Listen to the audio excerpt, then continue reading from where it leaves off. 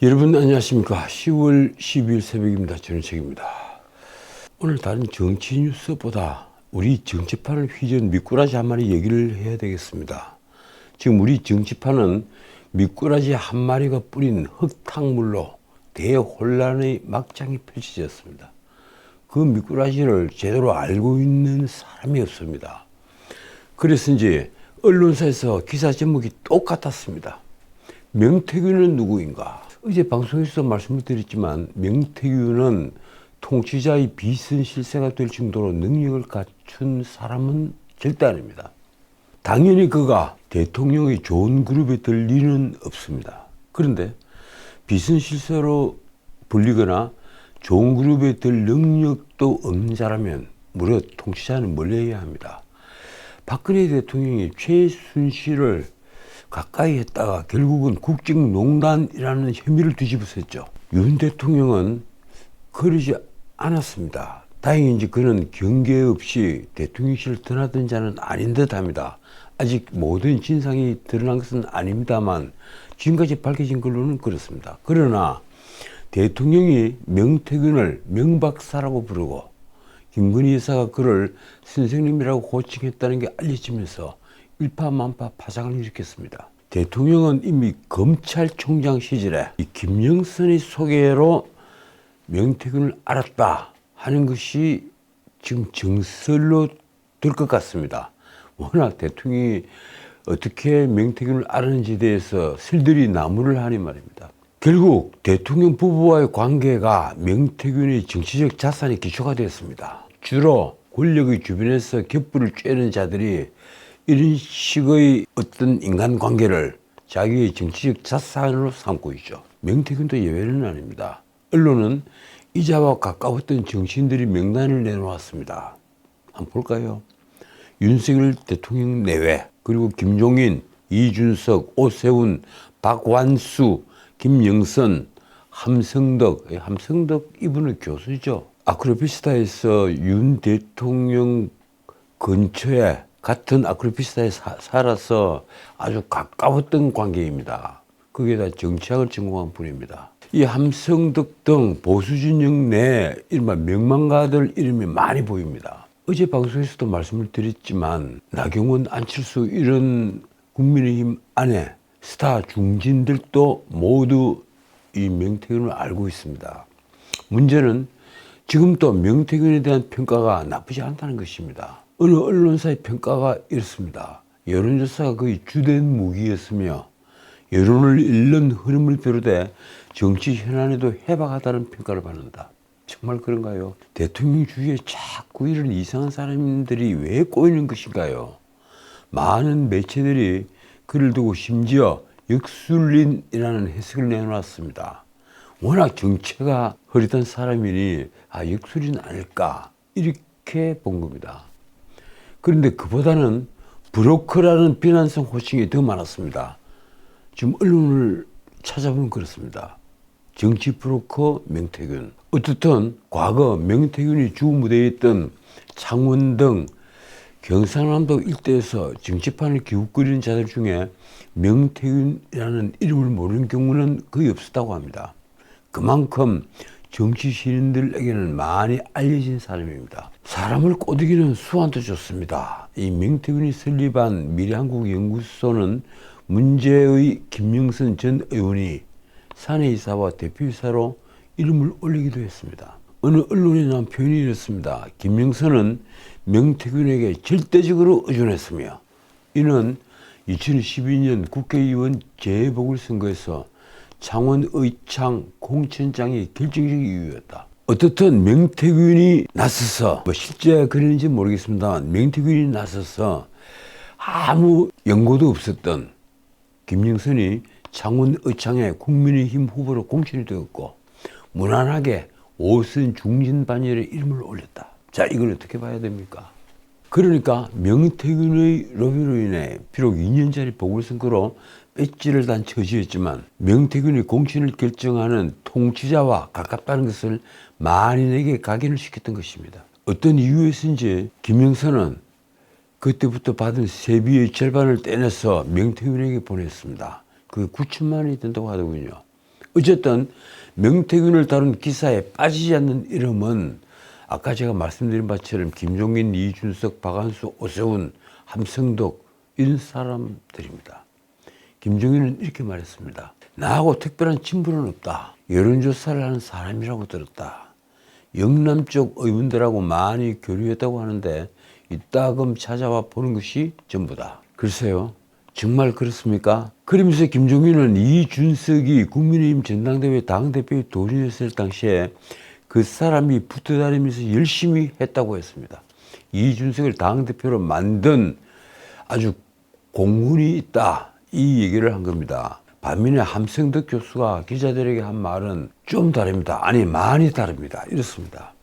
김종인은 명태균 존재가 드러나는 것을 꺼려한다. 명태균과 가까운 사람이 김종인, 이준석이다. 이 함성덕 교수가 거짓말을 할 리가 없죠. 그 함 교수가 보기에 명태균이라는 이자와 정말 가까웠던 사람은 다른 사람이 아니라 바로 김종인 그리고 이준석이다. 이 얘기입니다. 이 진술이 맞다면 김종인은 왜 명태균과 가까웠다는 것을 숨기려 하는 걸까요? 막상 실체가 드러나니 의학하고 놀란 겁니까?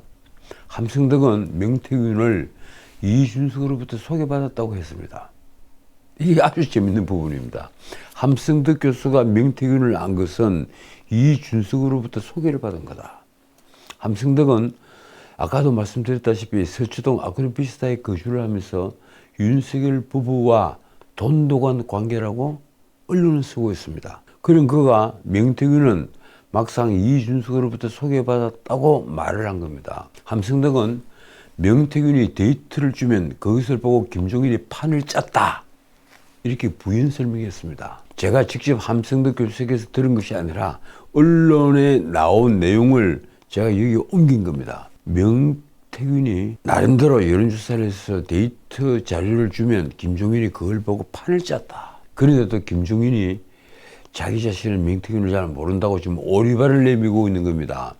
실제 윤 대통령이 거주했던 아크로비스타에 명태균이 드나들었다는 것은 사실로 보입니다. 명태균도 그렇게 얘기를 하고 이렇게 지켜본 사람들이 하는 얘기가 있는데 대통령실에서는 놀랍게도 한 2번 정도 들어온 것밖에 없다. 이렇게 말을 합니다.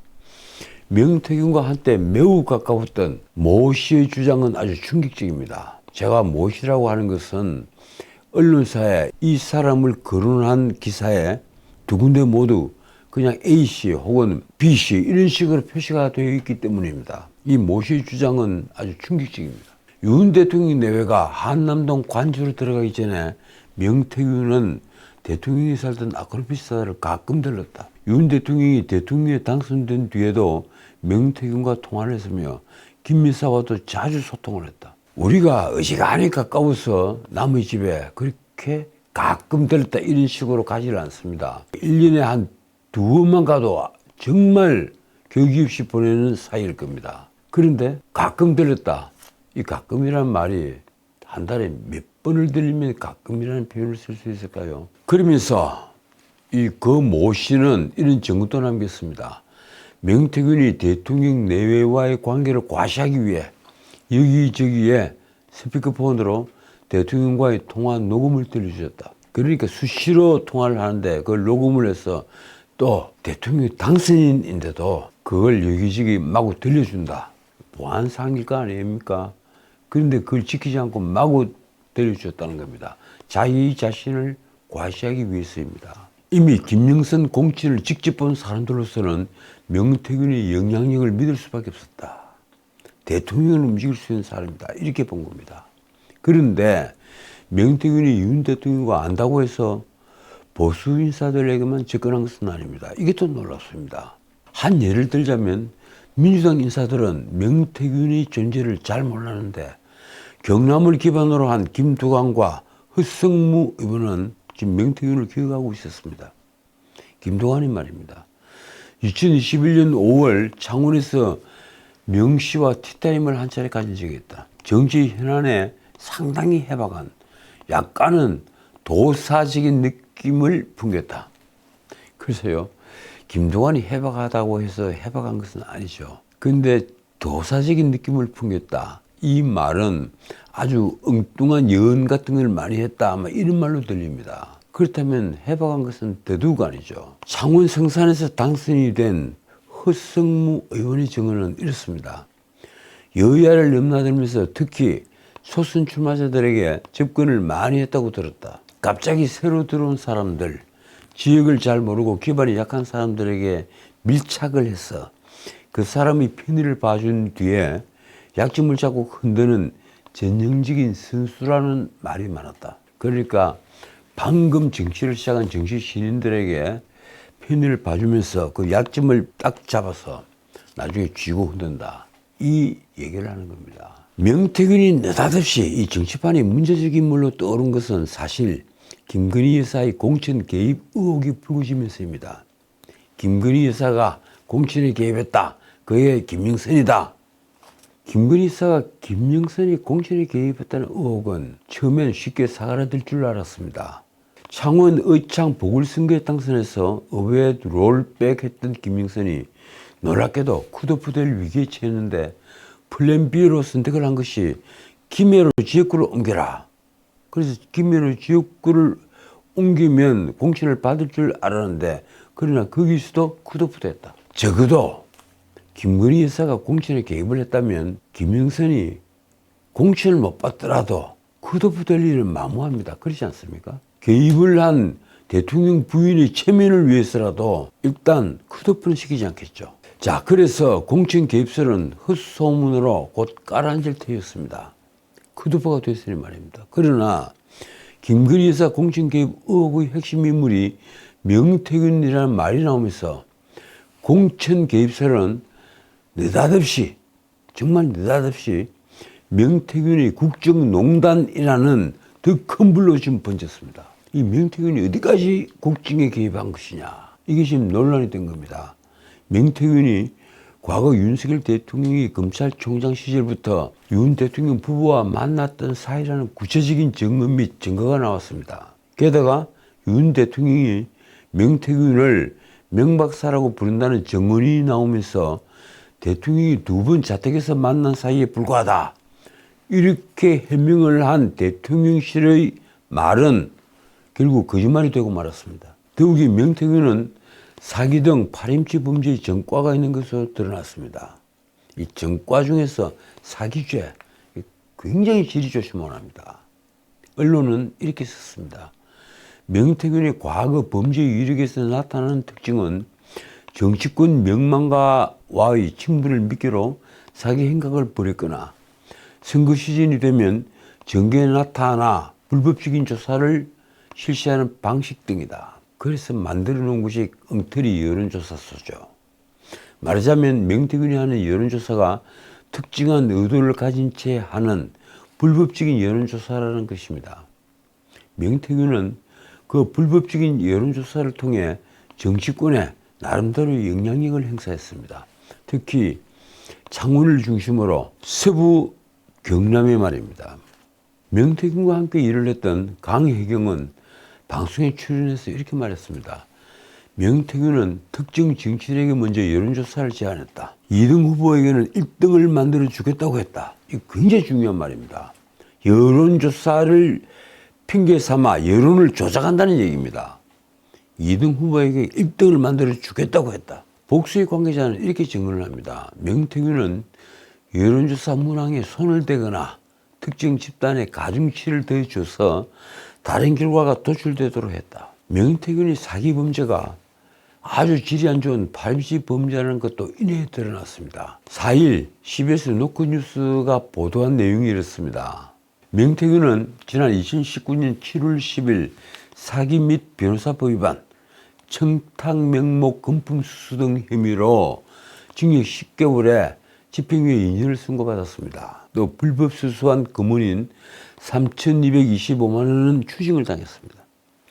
이 사건 판결문에 따르면 명태균은 2016년 4월에서 5월쯤부터 지인을 통해 알고 지내던 창원시 6급 공무원 A가 이듬해 상반기 공무원 심사를 통해 5급으로 승진하기를 원한다는 사실을 알고 관련 공무원 등에게 로비를 해주겠다고 약속을 한 다음 검언을 편취했다는 것입니다. 명태균은 그 6급 A와 골프를 치거나 식사를 하면서 본인이 당시 창원시장의 친구나 비서실 공무원 등과 친분이 있는 것처럼 과시를 했습니다.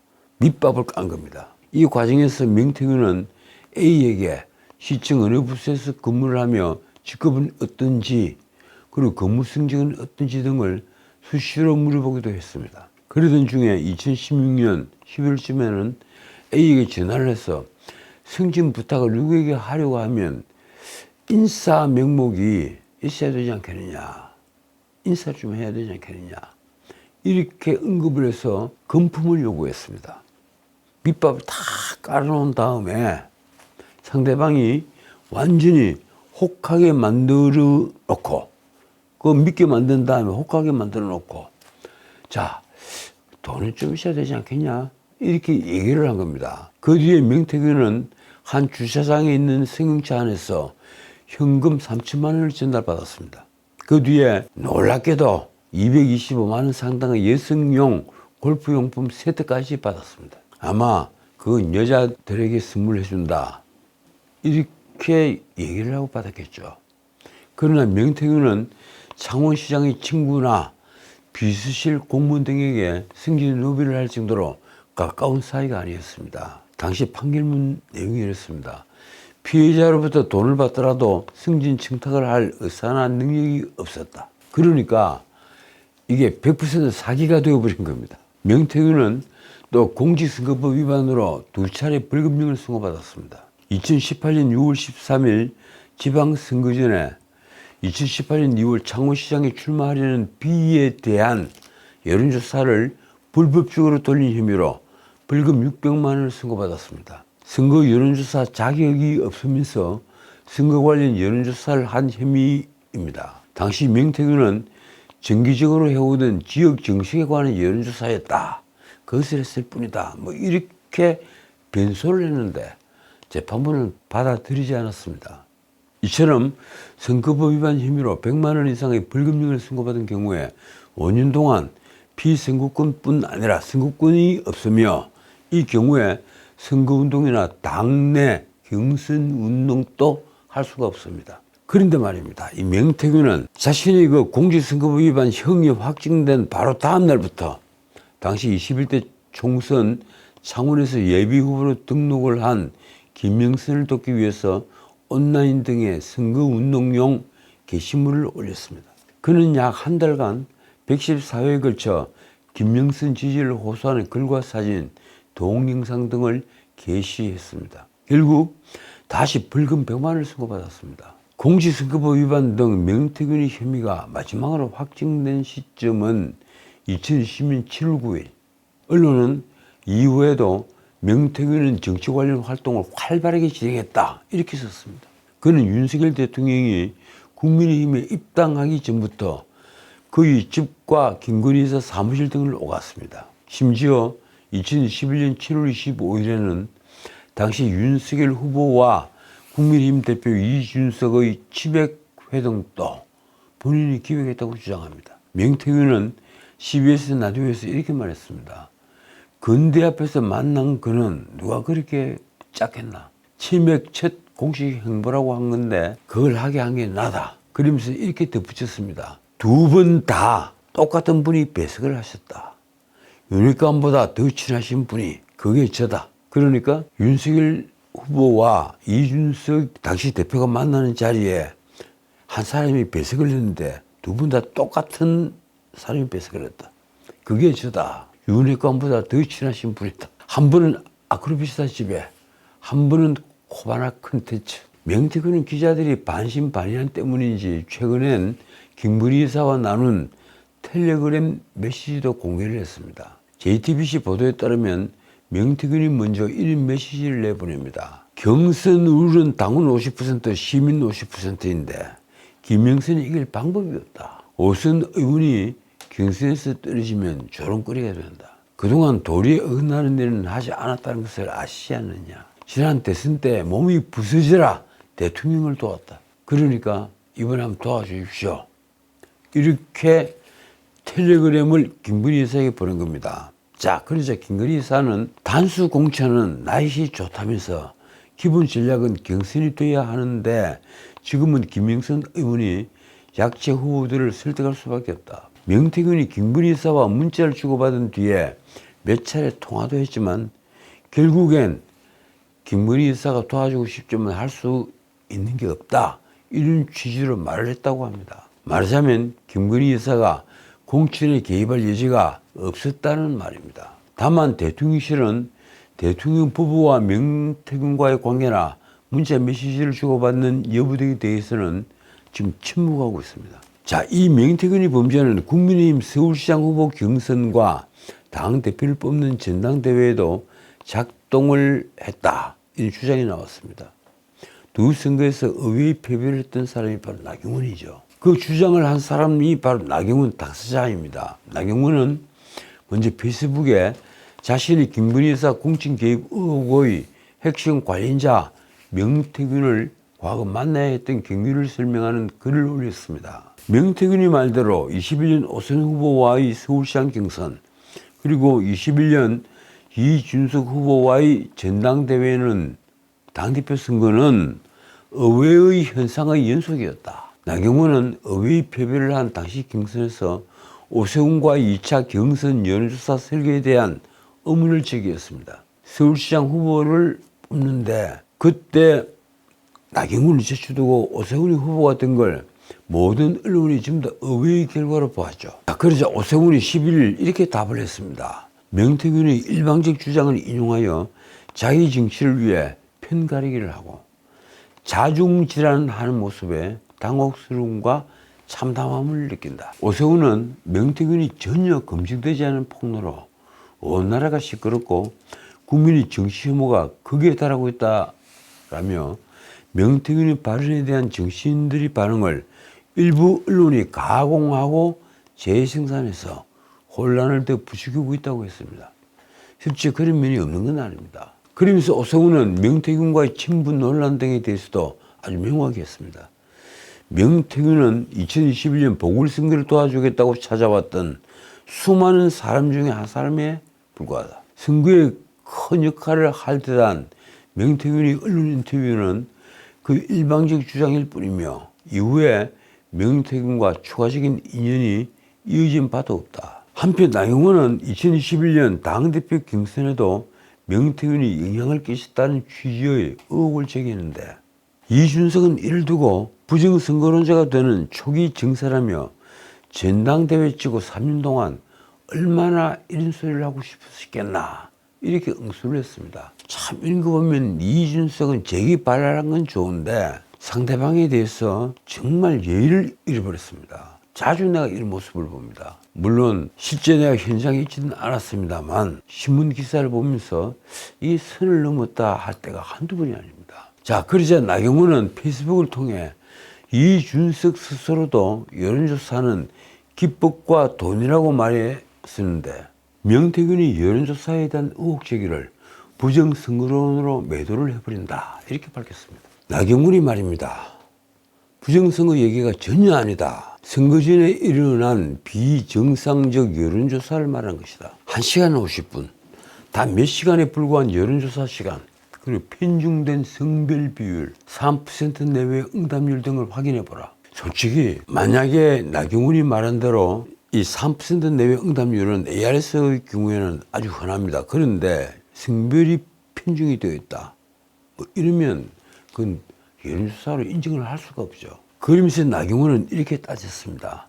명태균과 미리 여론조사에 관한 얘기를 나눈 적이 진짜 없나? 그럼 새벽에 홍매화는 왜 심은 건가? 이준석이 김영선과 명태균을 지리산 칠불사까지 가서 만난 것을 아주 우회적으로 거론한 겁니다. 왜 명태균이 오라고 해서 그 칠불사까지 갔느냐? 진짜 간 이유는 무엇이냐? 다시 이준석은 원래 선거지고 떼쓰는 사람 많다고 비꼬면서 이렇게 맞받았습니다.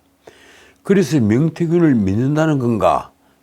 명씨는 윤석열 대통령 탄핵도 시킬 수 있다는 건데 그것도 믿으시길 바라고 3년 꽁 해서 있다가 선택적으로 쥐 파먹듯 정치를 하시니까 논리적 일관성이 없으신 것이다. 자, 이제 좀 다른 얘기 하겠습니다. 이재명 얘기입니다. 오는 11월 공직선거법 위반 선고에다가 그리고 이제 11월 25일에는 위증교사 사건 1심 선고를 앞둔 지금 이재명의 불법 정치자금 의혹에 또다시 휩싸였습니다. 상방울 대북송금 사건으로 함께 기소가 된 이화영의 녹취록이 공개된 것입니다. 상방울 김성태 전 회장이 이재명을 위해 변호사비를 대납을 하고 법원 로비를 했을 뿐 아니라 이재명이 조직에도 돈을 댔다는 취지입니다. 김성태는 이화영이 자백을 하지 않으면 이를 폭로하겠다면서 협박을 했다는 내용이 녹취록에 그대로 담겨 있습니다. 여권은 이재명의 불법 정치자금 의혹을 겨냥하며 수사를 의뢰했습니다. 그런데 제가 오늘 이재명이 이제 앞에 지옥이 펼쳐졌다 이 말씀을 드린 것은 이 때문이 아닙니다. 지금부터 드리는 말씀이 정말 중요한 얘기입니다. 한편 말입니다. 현재 대북송금 사건을 맡고 있는 재판부 수원지법 합의 11부 신준우 부장판사 이걸 바꾸달라면서 이재명이 처음에는 그걸 대장동 백인동 사건에 같이 병합을 해달라 그랬죠. 근데 그건 대부분 일부에서 칼처럼 기각을 시켰습니다. 그런데 그 다음에 재판부를 바꿔달라. 이미 이화영에 대해서 유죄 판결을 하고 징역 9년 유후를 선고했기 때문에 예단을 갖고 있다. 이 얘기를 한 겁니다. 재판부를 바꿔달라. 그런데 재판부를 바꿀 수 없다. 그건 예단이 아니다는 겁니다. 오히려 실체적 진실을 더 정확히 알 수가 있다. 이런 얘기를 하고 있습니다. 지금 합의 11부를 바꿔달라는 이재명 측 요청은 받아들이지 않았는데 지금의 재판부가 이제 한 발 더 나갑니다. 이화영 사건에서 이미 다루어진 사안은 이번 재판에서 축소해서 다룰 수 있다. 이렇게 시사를 한 것은 이재명으로서는 특히 불안한 재판 진행입니다. 무슨 얘기인가 하면 이화영 사건에서 가령 변호인들이 이건 동의하지 않습니다. 증거로 동의하지 않습니다. 동의하지 않습니다. 이러면 거기에 연관된 사람들을 전부 다 증인으로 불러냅니다. 그래서 법정에서 저건 제가 한 진술이 맞습니다. 제가 그 현장에 있었습니다. 이런 식으로 내가 자의로 이 무인을 다 찍었습니다. 여기까지 다 확인을 합니다. 그렇게 해서 증거에 동의하지 않은 것을 증거로 다시 할 수 있도록 증거 능력을 부여를 한 겁니다. 그런데 지금 합의 11부는 이미 동일한 재판부입니다. 그리고 사실상 동일한 사건에서 동일한 증거를 가지고 이재명 쪽에서 동일하지 않는다 하더라도 이미 다 증거 능력을 부여를 했기 때문에 이걸 이제 시간을 줄이겠다. 이 얘기를 한 겁니다. 합의 11부가 지난 6월 이화영에 대해서 1심에서 징역 9년 유후를 선고를 했죠. 그러면서 대북 송금 사실관계를 모두 인정을 했습니다. 지금 부동의한 것이 대부분 대북 송금 사실관계인데 그걸 전부 다 인정을 한 겁니다. 그 증거조사가 다 되어 있다는 말입니다. 결국 이런 재판부가 이재명의 대북 송금 사건을 신속하게 진행하겠다. 쉽게 말해서 다른 재판들처럼 증인을 수기 불러서 하나하나씩 또 확인하는 것을 하지 않겠다. 이미 다 확인된 증인이고 그리고 증언이 있다는 것을 다 확인을 다 했다. 그래서 신속하게 진행하겠다는 의사까지 내비치면서 이재명의 사법 리스크는 지금 폭등을 했습니다. 제가 보기로는 빠르면 내년 4, 5월 그리고 늦더라도 내년 7, 8월에는 이 상방울 대북 송금 사건 이 이재명에게는 제3자 뇌물이죠. 이 결심을 하고 선고가 된다. 그 제3자 뇌물 1억 이상이면 최고형이 무기징역입니다. 아마도 검찰은 앞에 이화영에게 징역 9년 6월까지 선고를 했기 때문에 검찰은 징역 10년이나 12년 이렇게 구형을 할지도 모르겠습니다. 자, 오늘은 여기까지입니다. 이재명의 변호사비 대납 의혹에 관해서는 제가 다음에 더 말씀을 드리겠습니다. 오늘 방송이 너무 길면 되지 않아서 아까 제가 다 정리를 했다가 또 잘라냈습니다. 다음에 말씀을 드리겠습니다. 자, 그런데 여의도는 말입니다. 11월 서초동 상황을 주목하고 있습니다. 아까도 말씀드렸다시피 공직선거법 위반 사건은 11월 15일, 위증교사 사건은 11월 25일 1심 선고가 있습니다. 검찰은 각 사건의 결심 공판에서 이 대표에게, 이재명 대표에게 징역 2년, 징역 3년을 각 구형을 했습니다. 비록 1심이지만 이재명은 무너지고 민주당은 흔들릴 것입니다. 사당화로 치달으면서 플랜 B가 없게 된 것입니다. 이재명이 지난 공천 작업으로 비명계를 다 쳐내면서 막상 당이 위기에 빠졌을 때 플랜 B는 사라져버린 겁니다. 자업자득입니다. 누굴 원망하겠습니까? 이재명의 앞에 지옥이 펼쳐져 있습니다. 지금까지 전식이었습니다.